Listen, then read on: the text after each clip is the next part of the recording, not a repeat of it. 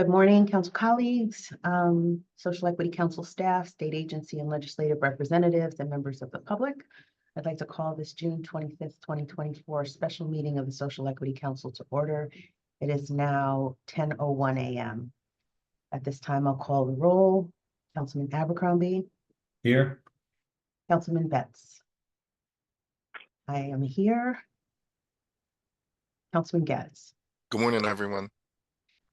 Councilwoman Gordon. Councilwoman Hawkins. Present. Councilman Jefferson. I know he is running a few minutes late. Councilman Karpowitz.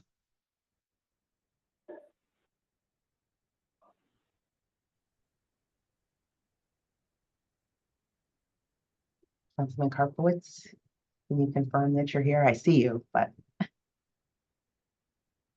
wondering if maybe he can't hear us. Okay, moving on. Councilman Medina. Present, and I see that Councilman Betts has joined us, just as a FYI. Thank you. Councilwoman Aim. Present. Councilman Shirley. Present by phone. Councilwoman Skyers Thomas. Present. Councilwoman Valeries.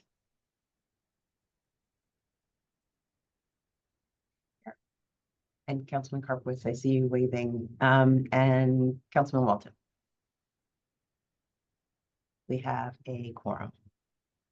Item number 3 on the agenda is approval of equity joint venture applications, but there are no application recommendations. So we will move on to the executive director's report to include presentation of the monthly and quarterly reports as required by statute.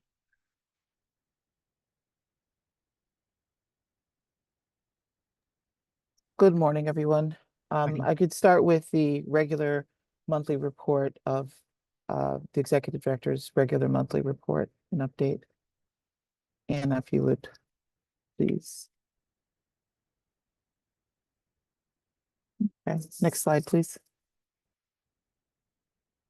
So the table of contents, I'll be providing staffing updates, social equity workforce development plan updates, program updates to include the business revolving loan fund, outreach education, and workforce training, and then information on our goals for the month of July.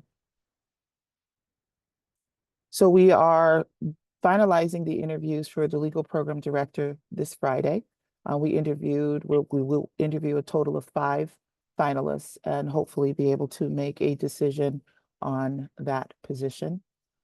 We are also putting together the interview team. I wanted to prioritize the legal program director position, so we will next move on to the program manager for workforce, but we have about 25 applicants for that position. And then we will go on to the research analyst position, and I believe we have about 14 applications for that. Social equity plans, so we approved 2 social equity plans, and we approved 2 workforce development plans over the last couple of weeks. And our denials, we had no workforce development plans denied, and we had 1 social equity plan denied. For program updates, onto the revolving loan fund, which is moving along pretty nicely. And if you can go to the next slide. Thank you. So we received 1 new application in June. We had 18, now we have 19.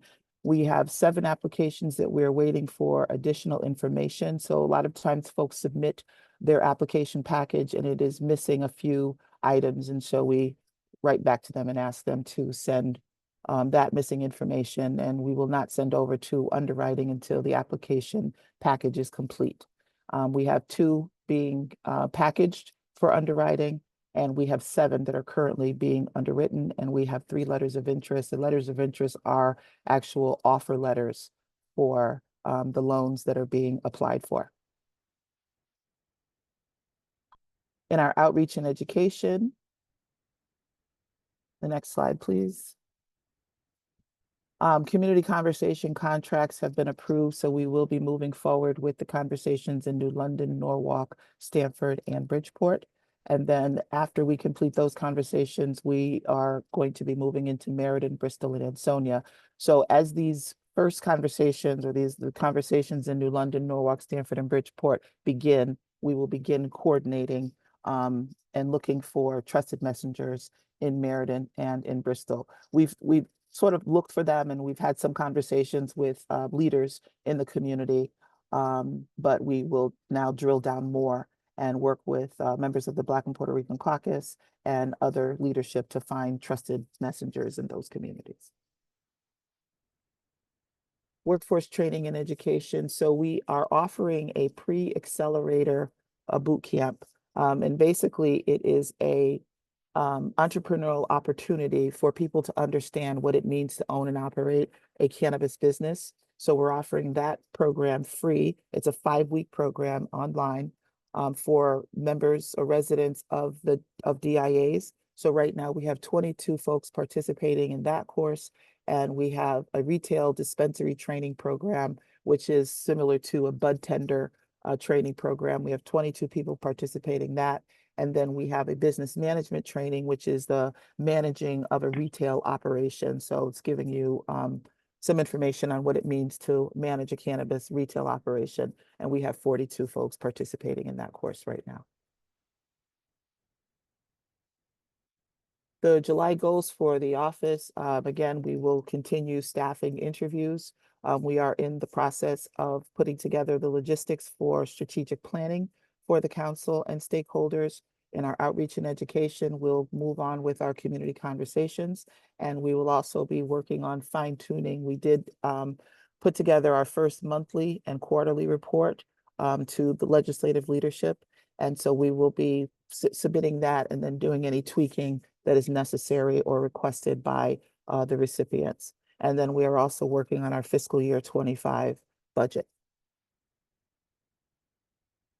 The next committee meetings. So the next council meeting will be July 2nd, Finance Committee, July 9th, Outreach Committee, July 12th, Reinvestment Workforce Committee, July 17th, and Policy and Governance Committee, July 18th, and Personnel, July 24th. I had originally indicated that we might skip the July meeting, so I just want to make a special note to members of the council and to the public that we will hold the July 2nd meeting. And that is it for my regular monthly report. If anyone has any questions, I'm happy to answer them. Thank you, Director Clay. I just have one question. And I know we've discussed this, I think, via email. So I think 2 of the entities that were selected for community conversations were also recipients of grants through the FY23 pilot. And I'm just wondering if there was discussion or an opinion sought in terms of any issues with that. No, there was not. And I actually did not realize that those folks had received a grant until you brought that to my attention. And I'm happy to go back and find out if there's some sort of a conflict or a reason why we shouldn't use them. Okay, thank you. Yeah. Any other questions, Director Clay? Okay, I think. sorry, Councilman Gaddis. Yeah. Thank you, Madam Chairwoman. To the Executive Director, my question is, you know, we're doing these job trainings, and I just want to make sure, I don't want to make sure, but I want to understand if the job trainings are aligned with job demand in an industry. And do you have a sort of summary of the overall health of the industry? Because, you know, personally, as one individual, what I don't want to see is this huge emphasis and push on training. And when these folks get trained, there's no jobs waiting for them. Also, moving forward, I would, it doesn't have to be every meeting, but at some point, I would like us to stop and review the overall health of the market. Are we in a good place? Is there demand? Is there contraction? So that narrative would be very helpful. And that's all I have to say, Madam Chairwoman. So to answer the question about the job training, so this was more around educating residents, giving them an opportunity to understand the cannabis industry a little bit better.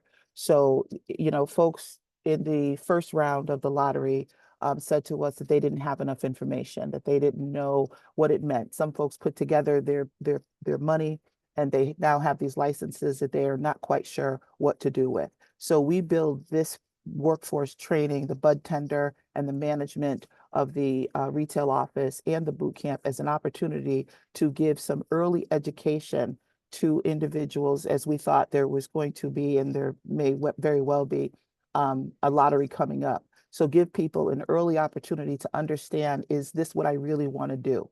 And what does it mean to work in the cannabis industry? And so that's what that was billed at. And we are continuing to look at, we have right now putting together a survey of the industry, looking at what the job demands are, and we're looking at that by license type. And so as we kind of get that information back in from company owners, we will have a better idea of what other types of training we should be providing and where those jobs will be coming from and what the demand will be. If I may follow up, Madam Chairwoman. Also, but I just want to say that previously the chairwoman asked about a trusted messenger receiving a grant, as well as they're going to be hired, or we're going to pay them. We pay the trusted messengers, correct? We do. We pay for the costs of setting up the conversations, all of the logistics and the trusted messengers, facilitators, and removing barriers. While this isn't probably the forum for me to get into a heavy discussion about it, it bothers me greatly that you didn't know that the trusted messenger also received a grant. And I'm not really going to beat that up, but we absolutely can't continue to have anybody on staff come to these meetings and not know things. That day has passed, and we need to hold each other accountable. Moving forward, I hope everyone is thorough and does their due diligence, because we can't continue to, I don't know, let's wait, I get back to you. That's unacceptable. And that's really all I have to say about it. Again, this is not the forum or the time, but that really rubs me the wrong way. We need to really be tight, please. Thank you. In response to that, through you, Madam Chair, the organization that received the trusted messenger contract, actually under the grant program last year, they were not a 501c3, so they came in through a fiduciary, which is why I did not realize that they were the same organization. So we are making note of that, and we will follow up. So they had a fiduciary, and then they came in when they received their 501c3, and they put a bid on the community conversation contract. So just for clarity, there are two, and one of them was not in that situation. One of them was and is the same entity. So I think it would be very helpful, and I know that I have I had signed off on those, and that was before I realized, going through the list, that there was redundancy. So I will ask that we get some sort of opinion before moving forward with those contracts, to make sure that there is no conflict for those two entities. And then just going forward, if we can just kind of set up some sort of due diligence process by where we can verify whether or not there is an issue. Councilman Gaddis, you all set? Okay, Councilwoman Gordon. Hi, good morning, everyone. And thank you, Councilman Avery, for raising those points. I had something separate on the job training. I know this is going to sound like I'm beating a dead horse, but I'm just going to ask about it again. I had asked for us to have a follow-up town hall with the current licensees.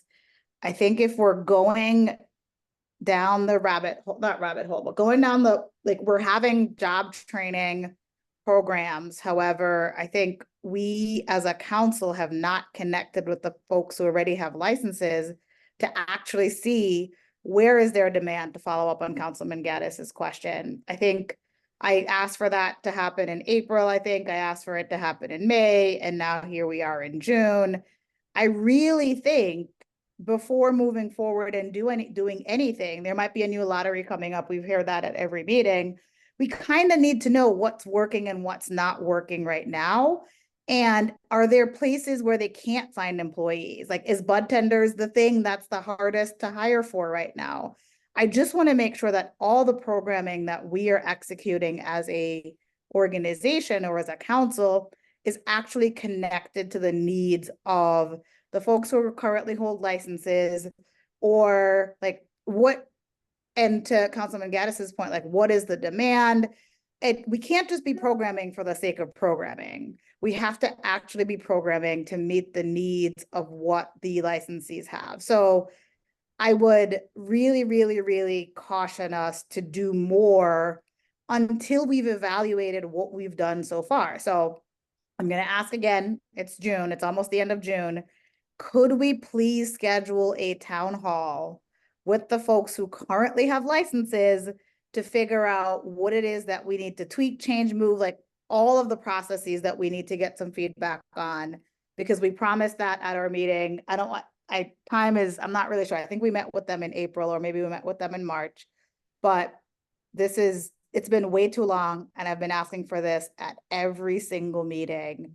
I would really, really appreciate us having that conversation before we spend any more resources and before we do anything moving forward. I want to have an evaluation of what we're currently doing before we do anything else. Thank you. Through you, Madam Chair. Thank you. So I just wanted to respond that the next conversation, the next town hall is being planned for September. So sorry, through you, Madam Chair. As chair of the outreach committee, I kind of think we should have had a conversation about this. But we could talk about that offline. You just kind of dropped that to say it was scheduled for September. We did not discuss timing or anything like that. So Well, I do. don't need to discuss it right now, but thank you, Okay. Madam Chair. Thank you. Councilman Medina. Through you, 2 points. Want to lift up Councilwoman Gordon's point on the need to understand what the market demand is for jobs. I think is helpful in light of the fact that it's a highly restricted industry with a very limited number of businesses. It strikes me that there's not a plethora of jobs, and so want to make sure our job training program is thoughtful in terms of the total capacity and total need. On the point on a prior grantee, whether anyone has received funds, I just wonder if we can make it part of our application process or the processing of folks getting a contract from us, where they have to affirmatively tell us whether or not they have received a grant from the Social Equity Council or one of its philanthropic partners. That way we're holding folks accountable to their honesty in the process, in addition to whatever due diligence we do to double check that they actually haven't received a grant from us. And that may be it's a suggestion for an early screening process to just kind of get that out of the way. So through you, well done. Thank you, Councilman Medina.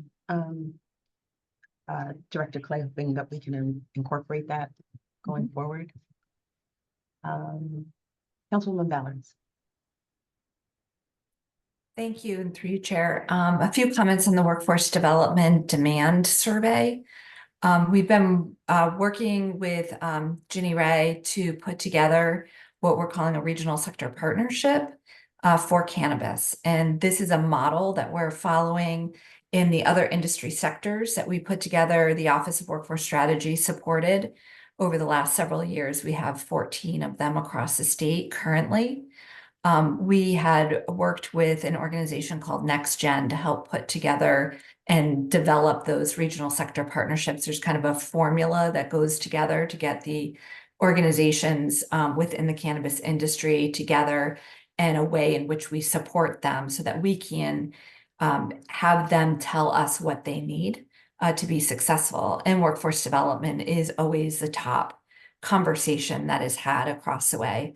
We, Ginny Ray, myself, had met with NextGen several months ago, and they provided a proposal for, I believe it was about $13,000. Ginny Ray, please correct me if I'm wrong, to organize the cannabis industry businesses so that we can begin to really understand what it is that they need to be successful, specifically around workforce, but other items would come up, I'm sure, in that conversation. That proposal got put on hold, and has not been funded to go back out to get that work done. In the meantime, we've been working on a survey to send out to the employers to ask them specific questions around what is it that they do need for job training supports. And that is scheduled to go out on around the end of right after the 4th of July holiday. So we'd be happy to share the survey with all of you and get any input that you may want to have within that survey. It is kind of a instead of a best practice RSP, it's a way to get some feedback from our businesses. However, we know that surveys are not the best way in order to collect information. People don't tend to sit and spend the time and attention necessary to really provide the best information back. The best thing that we really should be doing is reaching out to these businesses and having those conversations with them. And that work has not happened as of yet. So just wanted to bring that to everyone's attention. We at OWS and all of you, I'm sure, are acutely aware that we need to have the voices of the businesses telling us what it is that they need so that we're responding with the appropriate programs that meet those needs. And just wanted to bring that to your attention. Also, wanted to make a comment. I believe, and through you, Ginny Ray, to clarify, I believe there was 2 workforce plans that were approved in June. I'm not sure what time frame that you're looking at when you did the report out. So just wanted to clarify that. Yes, those were reported during the first June meeting. This is Okay, just so a these were special meeting. since So then, since June. the last June, since the June meeting, these are what Okay. we've worked on. Thank you. Appreciate that. Councilwoman Gordon, did you have another question? Okay. Director Clay, back to you. Okay. So I did send a copy of the monthly and the quarterly report out to the council. And I don't know if anyone had any questions around those 2 reports. I had emailed a question and I know you responded. I didn't get a chance to look at the updated version. So just wanted to make sure that the House and Senate districts were verified.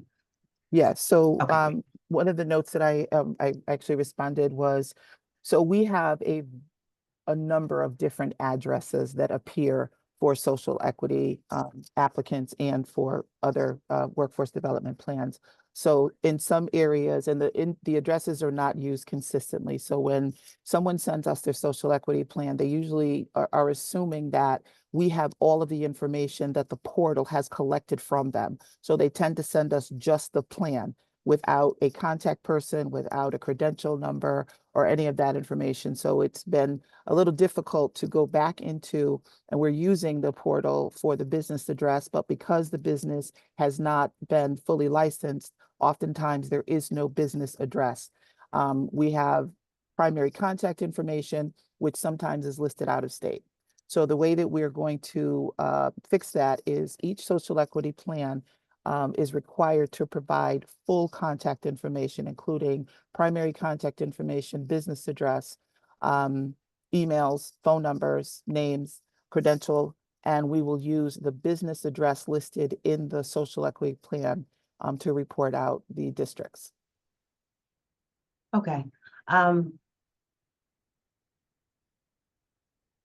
Okay, so I see where it's been updated. So I know that previously there was Hartford was listed, but then the House district that was listed to go along with it, I think it was like 61, which there isn't a 61 in. Correct. in I think it Hartford, was so. actually supposed to be a 6. There was a Right, typo that we okay. did not catch Okay, there. So gotcha. yeah, but I we just wanna will. make- Mhm. No, I just wanted to make sure that we have the appropriate, especially because the information will be going to the BPRC, and I assume that the monthly reports will be used to create the quarterly report that will go to legislative leadership and the governor's office. Okay. Any other questions regarding the reports? Seeing none. Any other presentations on your part, Director Clay? Not on my part today. Okay, thank you. Thank you. We now move on to committee reports and recommendations. The first is the approval of the committees. I think it was at the May meeting, I had suggested to this body that we establish a strategic planning and legislative committees. Just, I guess, as part of, for formality's sake, would like to have this body's approval for that. So if this body is in agreement, I would like to entertain a motion to establish those two committees. So move, Madam Chairwoman. Second. Thank you. Is there any discussion? Okay, seeing no hands. All in favor? Aye. Aye. Any opposed? Any abstentions? Great. We now move on to committee reports. First is the Policy and Governance Committee, including approval of the revised bylaws and the social equity plan scoring rubric and updated criteria. Chairman Shirley. Thank you, Madam Chairwoman. Greetings, fellow council members here by phone. I apologize for not being able to get through on Zoom. The Policy and Governance Committee met on June 20th and subsequently on June 21st to review the updated bylaws that were required by the legislation which was passed this session.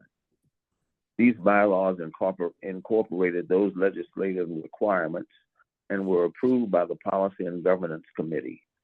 I am therefore requesting approval of the revised bylaws by the full council and make a motion to do so. Second. Any Any discussion? questions? I'm sorry. Go ahead. I'm sorry. Go ahead, Madam. No, Chair. no, no worries. Any discussion on the motion? Okay. Hearing none. All in favor? Aye. Aye. Any opposed? Any abstentions? Very good. Thank you so much. And secondly, through you, Madam Chair, the committee also approved the social equity plan rubric and updated criteria as required by the statute. So I ask for a motion for approval by the full council. Second. Second. Any discussion on that? Okay, seeing none. All in favor? Aye. Aye. Aye. Any opposed? Any abstentions? Thank you, Chairman Shirley. Thank you, Madam Chair. That concludes my report. Thank you. Next is the Reinvestment Workforce Committee. Chairwoman Naeem. Thank you so much. We had our meeting earlier this month, did not have a ton to go through. We did ask the executive director to share the previous reinvestment plan and then also keep us connected as the strategic planning work kicks off. I believe the scope of work was going to be shared out. I don't think I've seen that come through yet, but I may have missed it. Could you confirm, Director Clay? I believe Christina sent us a scope of work in the chat. I don't know if that was emailed before. I believe she did follow up and send it. Okay. I will double check. I will double check. Yes. But That is it. Okay, thank you, Chairwoman. I don't see the other committees listed on the agenda, but we'll offer an opportunity to hear from those committee chairs during the good of the order section, which is where we are now. To you, Madam Chairwoman, Sorry, go ahead. the Finance Committee will meet July 9th. At this point, we're still waiting for a few outstanding items from staff. And we're also in a holding pattern a little bit to wait for the esteemed comptroller to finish, the office to finish their work. And so that's what I have for you today. Thank you for the indulgence. Thank you, Chairman Gaddis. Chairwoman Gordon. Yes, I apologize. We did not meet, but we should be meeting in July. There's a few things that we need to go over. We didn't meet in June. Chairwoman Hawkins. Yes, I'm happy to give a quick update on the Strategic Planning Committee. I think the first update, Councilman Karpowitz and Councilman Abercrombie. Well, Councilman Karpowitz is the co-chair for the for the Strategic Planning Committee. And Councilman Abercrombie has joined our committee. We had one meeting on last Thursday, June 27th. We have requested RFP responses. A scope of work was put together by the staff. We reviewed 2 of those proposals, and we are in the process of collecting questions to go back to get some clarification on the proposals from the 2 vendors that we are working with to help us with the strategic plan. So certainly more to come in our next meeting. I certainly invite Councilman Karpowitz or Councilman Abercrombie or the staff to add anything that I may have missed or misrepresented. I just want to add that we did send the scope of work out to a total of 4 vendors, and 2 responded. Great. That is the update. Happy to take any questions. Any questions for the Strategic Planning Committee? Okay. Any other committee presentations? Madam Councilman- Chair, Madam Chairman Chair, Jefferson. Chairman Jefferson. yeah, through you, Madam Chair, the Personnel Committee met in conjunction with the Policy and Government Committee. I think some of us serve on both. And so the report that you heard was basically the report that we can share. And I'll be discussing the next meeting of the Personnel Committee with the Executive Director, basically to clarify, and most of the work has already been done through the bylaws and whatever have you, so we have to establish an agenda. So I'm not too sure when that next meeting will take place. That's the update. Thank you. Anyone Madam else? Chair. Yeah, Yes. this is Shirley. I would just like to follow up on and underline the statement that was made by Councilman Gaddis. I think it would be helpful for us to get an update either by survey, small survey, or by other means on the health of cannabis industry in the country, and more particularly here in the state. Income statements material would be helpful, I think. Revenue for a month, projected revenue year to date for the state, and I think it would be and other income related items would be helpful just for us to get a feel for how we're doing here in Connecticut versus other states. Thank you, Councilman Shirley, and agree.